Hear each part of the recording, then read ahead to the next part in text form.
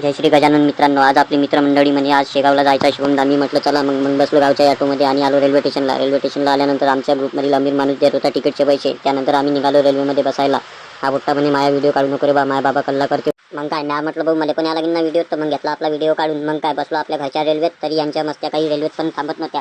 मस्त्या करता आलो बाबा शेगावात आल्यानंतर त्याने म्हटलं संस्थानाच्या बसमध्ये जाऊ रे, तर ते म्हणे पैदल चलते रे भाऊ म्हणे. निघालो बा पैदल. थोडं दूर चालत आलो नाही तर बस भरून निघाली. मग काय नाही म्हटलं घ्या ना दाबून कावं कसं वाटते. मग थोडं दूर चालत आलो भाऊ, महाराज दिसले भाऊ, एवढे अप्रतिम होते की सांगूच शकत नाही. मग काय बा पोचलो मंदिराच्या निवासमध्ये, तर बस पण तिथंच होती. मग चिमले भाऊ सगळ्यांचे तोंड. मग आम्ही आलो मंदिराच्या गेटपाशी. केली एंट्री. केल्यानंतर चप्पल स्टँडला ठेवली चप्पल व मग निघालो भाऊ हात आणि पाय धुवाला. सगळेजण म्हणे मुखदर्शन करू द्या. मी म्हटलं चला मुखदर्शन करू. मग गेलो भाऊ मुखदर्शनासाठी. तर यायला लागले तिथं हे सगळेजण बसले पाणी प्यायला. पाणी प्यायल्यानंतर लागलो लाईन. मग काय जिथून लाईन चालू केली त्याच्या खूप पुढे आलो, तर असं वाटलं आलो बा आपण दर्शनाच्या जवळ. तर पाहतोच काय समोर याच्याहून पेक्षा गर्दी होती भाऊ. मग काय खूप चाला लागलं. खूप चालल्यानंतर आम्ही आलो डायरेक्ट जिथून आपण ज्या गेटपासून दर्शन चालू केले त्या गेट आपल्याला दिसले. आणि चालता लाईनमधून आपण डायरेक्ट आलो मुखदर्शनाला. आपल्याला मुखदर्शनाचे आपल्याला भाऊ काही मूर्तीचे फोटो काढता येत नाही.